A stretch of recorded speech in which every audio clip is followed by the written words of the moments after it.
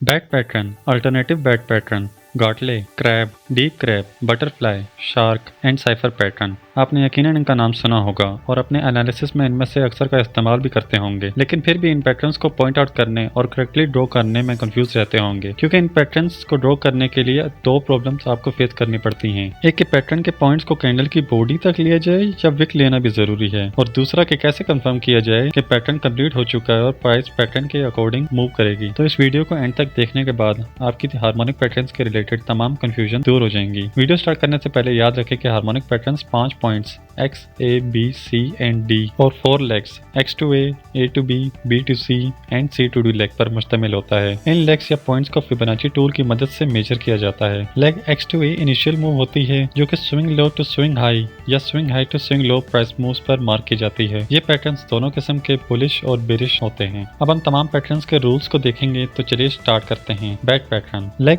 A to B की retracement leg X to A के 38.2% से 61.8% तक होनी चाहिए। लेग BC की रिट्रेसमेंट लेग AB के 38.2% से 88.6% तक होनी चाहिए। लेग CD की रिट्रेसमेंट लेग XA के 88.6% से ज्यादा नहीं होनी चाहिए। Alternative bat pattern, leg AB की रिट्रेसमेंट लेग XA के 38.2% से ज्यादा नहीं होनी चाहिए। लेग BC की रिट्रेसमेंट लेग AB के 38.2% से लेकर 88.6% तक होनी चाहिए। लेग CD की रिट्रेसमेंट लेग XA के 113% तक एक्सटेंड कर सकते हैं। गॉटले पैटर्न, लेग AB की रिट्रेसमेंट लेग XA के 61.8% से लेकर 78.6% तक होनी चाहिए। लेग BC की रिट्रेसमेंट लेग AB के 38.2% से 88.6% तक होनी चाहिए। लेग CD की रिट्रेसमेंट लेग XA के 78.6% से ज्यादा नहीं होनी चाहिए। क्रैब पैटर्न, लेग AB की रिट्रेसमेंट लेग XA के 38.2% से लेकर 61.8% तक होनी चाहिए। लेग BC की रिट्रेसमेंट लेग AB के 38.2% से लेकर 88.6% तक होनी चाहिए।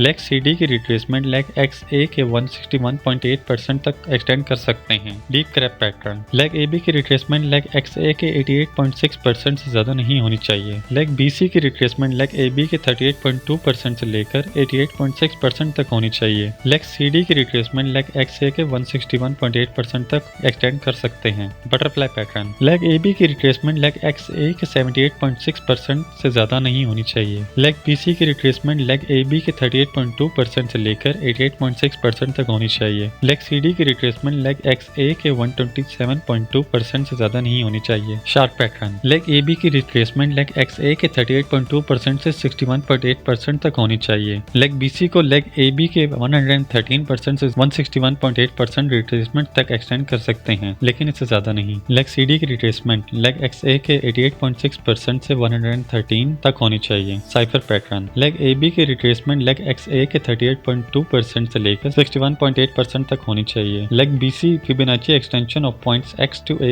then back to X के 127.2% से 141.4% तक एक्सटेंड कर सकते हैं, लेकिन इससे ज्यादा नहीं। लेग CD की रिट्रेसमेंट लेग XA के 78.6% से ज्यादा ना हो। अब आते हैं अपने असल टॉपिक यानी प्रॉब्लम्स की तरफ। याद रहे कि हार्मोनिक पैटर्न्स के points B, C and D के लिए हमेशा कैंडल की क्लोजिंग एप्रोप्रिएट फिबोनाची लेवल्स के अंदर इंपॉर्टेंट होती है, और कैंडल के विक्स को लेवल्स को क्रॉस करने पर इग्नोर कर सकते हैं, और पैटर्न की कंप्लीशन D लेवल पर मार्केट स्ट्रक्चर ब्रेक होने पर कंफर्म होती है। अगर प्राइस D लेवल के बाद मार्केट स्ट्रक्चर ब्रेक कर दे तो समझ जाएं प्राइस अब पैटर्न के अकॉर्डिंग मूव होगी। उसके लिए बैट, गॉटले, क्रैब और बटरफ्लाई पैटर्न्स में टारगेट्स लेग AD के रिट्रेसमेंट लेवल 38.2%, 50% एंड 61.8%, जबकि शार्क और साइफर पैटर्न्स में टारगेट्स लेग CD के रिट्रेसमेंट लेवल 38.2%, 50% एंड 61.8% रखे जाते हैं। और एक बात इंपॉर्टेंट है कि बैट, गॉटले और साइफर पैटर्न्स में पॉइंट D तब तक वैलिड कंसीडर होता है जब तक वो पॉइंट X के लेवल को ब्रेक ना करते, इसलिए इनमें स्टॉप लॉस भी पॉइंट X के लेवल के बियॉन्ड रखा जाता है। तो इस वीडियो में हमने हार्मोनिक पैटर्न्स को डिटेल में समझा, और अब हम चलेंगे अपने नेक्स्ट चैप्टर प्रोफेशनल एनालिसिस की तरफ। शुक्रिया।